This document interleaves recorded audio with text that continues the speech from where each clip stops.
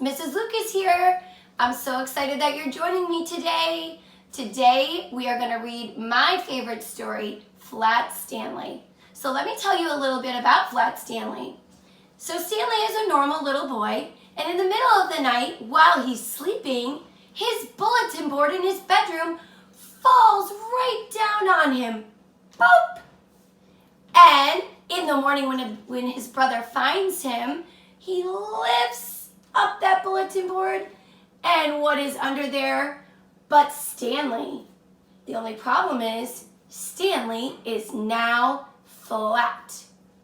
So there's two different versions of this story. Today I'm going to read you the picture book, but there's also a Flat Stanley chapter book, and there's many different adventures for Flat Stanley. So if you have an older sibling at home, you might want to look around and see if they might have the story Flat Stanley that's a chapter book. All right? So today I'm going to go ahead and I'm going to start with Flat Stanley. And let me put Stanley's bed down here on the ground for just a second. Flat Stanley by Jeff Brown. Hey, come look, Arthur Lambchop called from the bedroom he shared with his brother Stanley.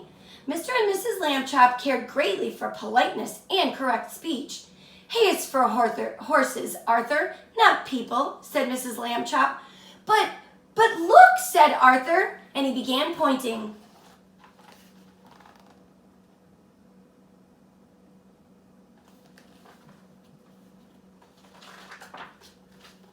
Across Stanley's bed lay an enormous bulletin board. It had fallen on Stanley during the night. Mr. and Mrs. Lambchop hurried very quick to lift it from the bed. Stanley wasn't hurt. What's going on here, he said cheerfully, and he sat up. And when he sat up, Mrs. Lambchop yelled, "Oh, heavens!" "Gosh," said Arthur, "Stanley's flat." "As a pancake," said Mr. Lambchop.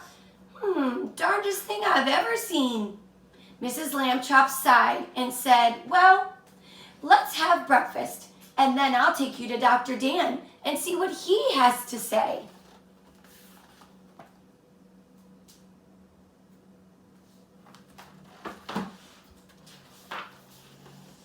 Well, in his office, Dr. Dan examined Stanley.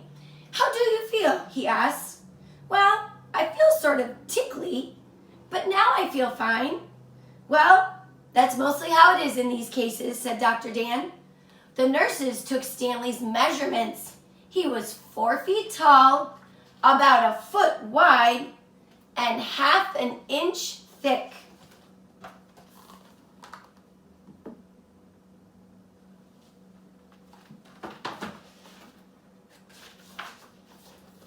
Being flat could be fun. Stanley enjoyed going in and out of rooms by sliding through the crack at the bottom of the door. Arthur tried it too, but he just banged his head. Being flat could be exciting.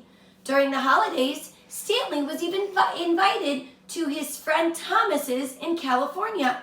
Mr. Lambchop brought home an enormous, huge brown paper envelope, and he said, "Stanley, try this on for size." The envelope fit Stanley perfectly, and the next morning, his parents slid him into it, along with an egg salad sandwich, and they mailed him from the box on the corner all the way to California.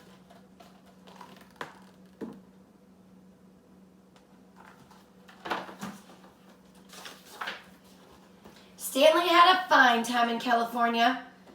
He had the opportunity to be at the beach, eat ice cream in the movies, even be a surfboard for his friend Thomas. Thomas's family returned him in a beautiful white envelope that they had even made themselves.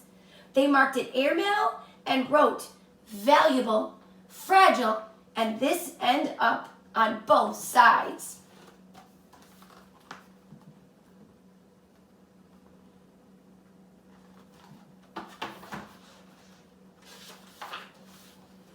In the park one Sunday afternoon, Stanley and Arthur watched some boys flying big kites. Someday, Arthur said, "I would like to have a big kite." "You can fly me, Arthur," Stanley said. "Come on." He gave Arthur a spool of string and he attached the string to himself. Then he ran across the grass and he caught the wind. Up, up, up went Stanley. Arthur let out all the string, and there Stanley was, soaring high above all the trees, and everyone in the park stood to watch Stanley.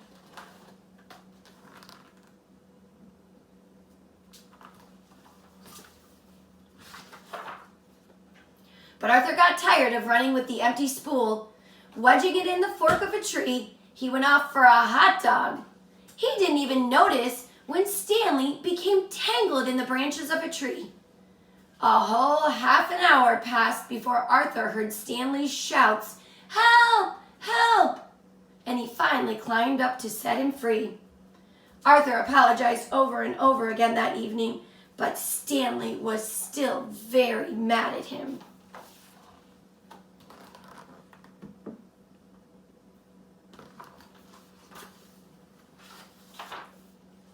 Well, the next morning, Mr. Lambchop and Stanley met their neighbor, Mr. O.J. Dart. He was the director of a famous museum of art. Mr. Dart looked very worried. "Another valuable painting was stolen from my famous museum last night," he told Stanley and his father. "The police suspect a gang of sneak thieves.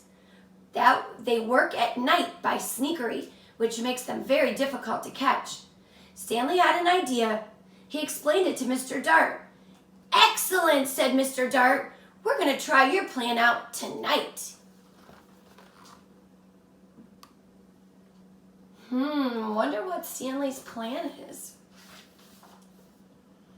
Well, that evening, in the main hall of the museum, Mr. Dart showed Stanley the most expensive painting in the world.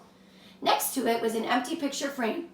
"And now, Stanley," said Mr. Dart, "it's time for your disguise." Stanley showed Mr. Dart the disguise that he had brought. "Well, this is a really good one. My cowboy hat, a red bandana." But Mr. Dart looked at him and he said, "I'm sorry, Stanley, but we don't have any cowboy pictures here in the museum. You must wear a disguise that I have chosen." Stanley could hardly speak when Mr. Dart's disguise looked like a girl. But Stanley was a good sport, and he wanted to help Mr. Dart, so he agreed to put it on.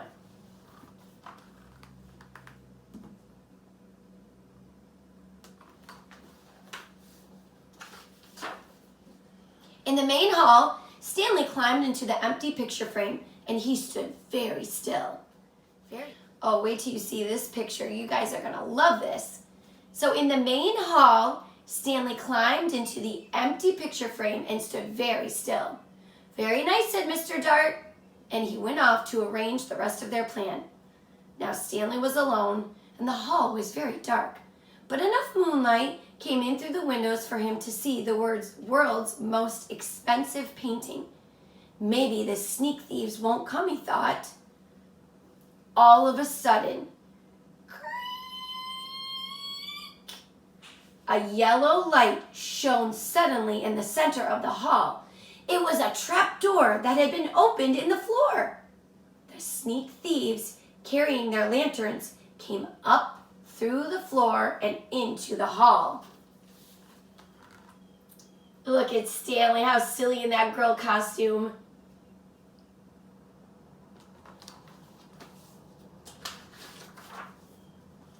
The thieves took the world's most expensive painting off the wall.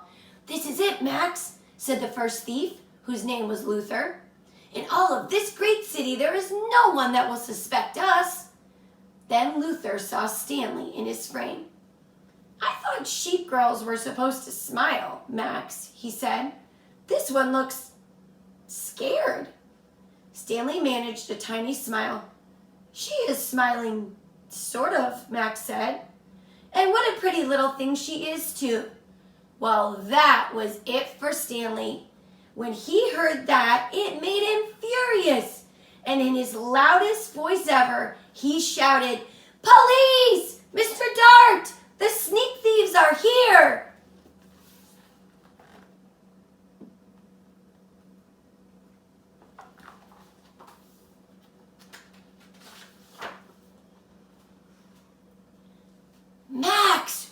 Luther whispered. "I think I heard the sheep girl yell." "Oh boy, yelling pictures? We both need a rest from this job," Max whispered back.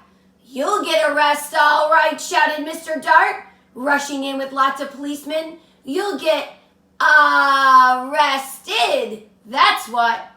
The sneak thieves were quickly handcuffed and led right away to jail.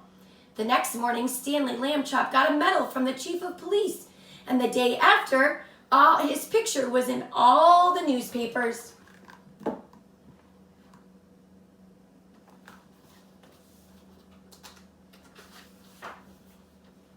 Well, for a while, Stanley was famous. People would point him out and whisper, "Over there, Agnes, Stanley Lambchop, he's the one who caught the thieves in the museum," and things like that. But then after a while, that all wore off. And then people began to be mean. They began to make fun of Stanley. "Hi, super skinny," they would call. And Stanley felt very, very sad.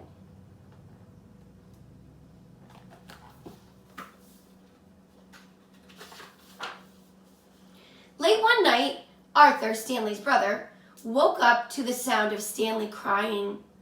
"What's wrong?" he said. Stanley sighed.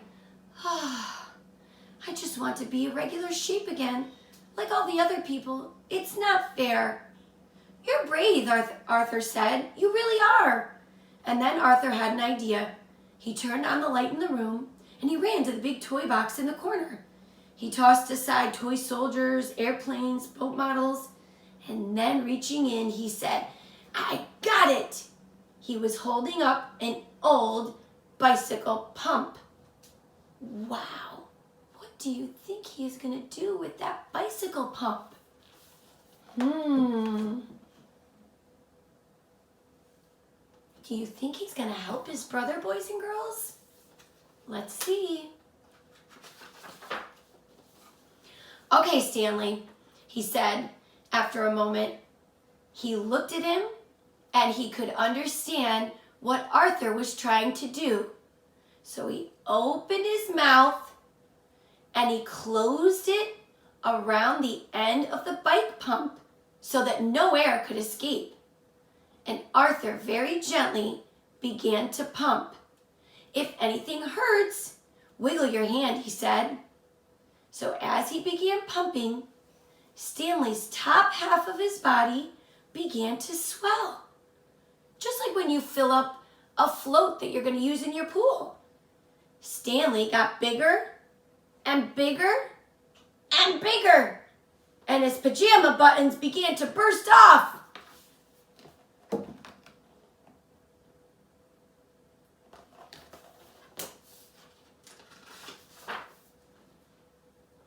Soon, he was all rounded out.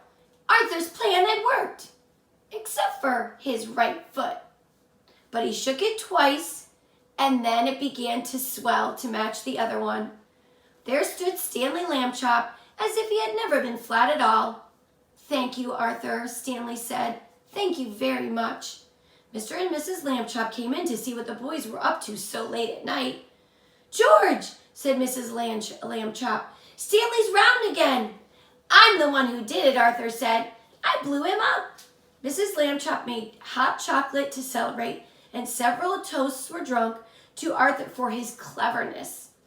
And when the little party was over, Mr. and Mrs. Lambchop tucked both brothers back into bed and turned off the light. And they said, "Good night." "Good night," said Stanley and Arthur. And very soon, all the Lambchops were fast asleep, and all was well again.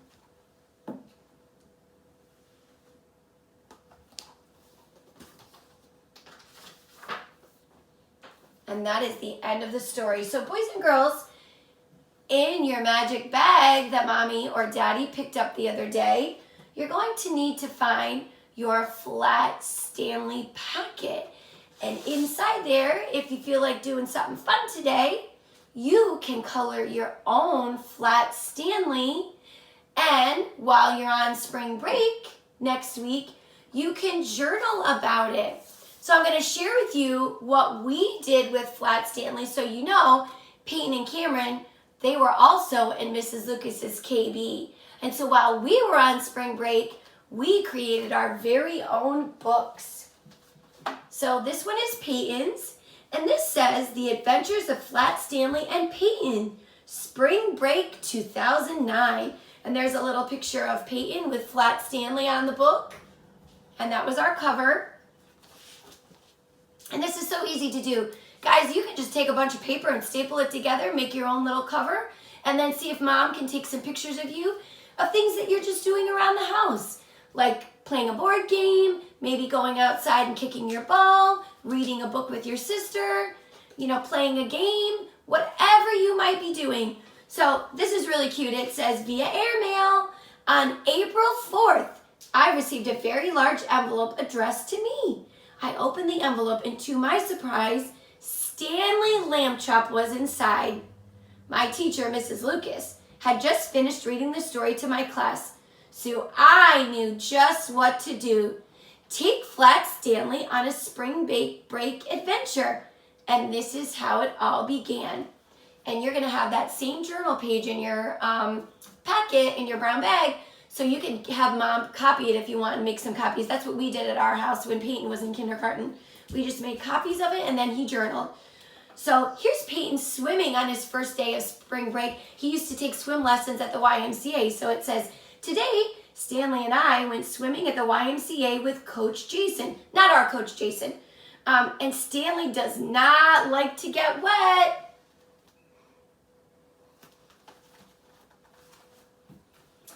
Today, Stanley and I saw Dr. May. He cleaned my teeth.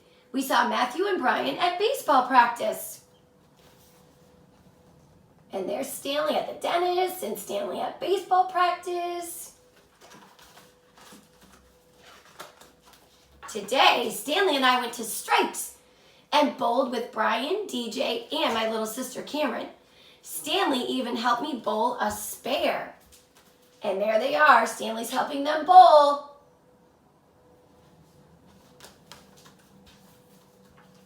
Today, Stanley and I met Brett Schneider. You know Mrs. Schneider, right?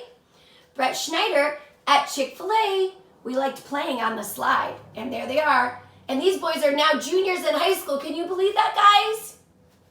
And they still have their Flat Stanley books. Today, Stanley and I went to Easter Mass. We prayed for my papa, and it was a great spring break. And here we are at St. Jude inside the church at Mass with Flat Stanley. And you guys all know Cameron, right? That's Cameron before she came to kindergarten.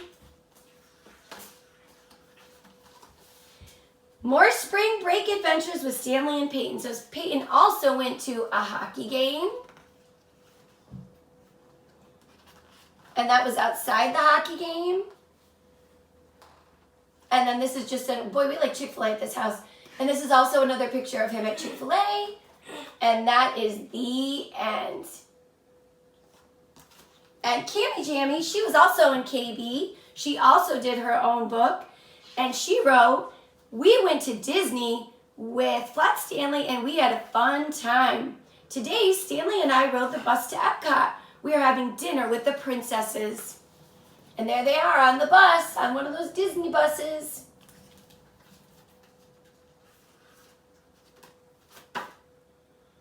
We were at dinner with the princesses, and Daddy really liked Belle.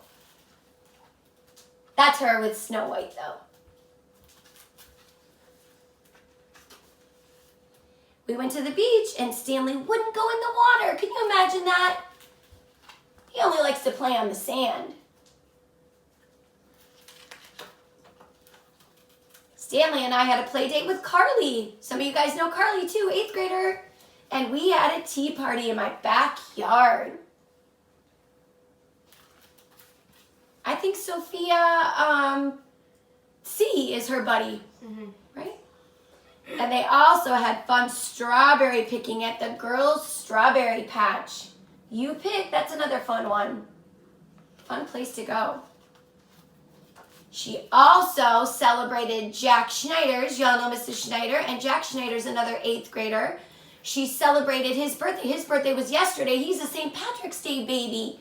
So here's Jack, Cameron, Jake, Johnny, Carly. These are a lot of 8th graders that you guys all know at Jack's birthday party so long ago. And that is the end of Cameron's Flat Stanley. So I hope you enjoyed your read aloud for today.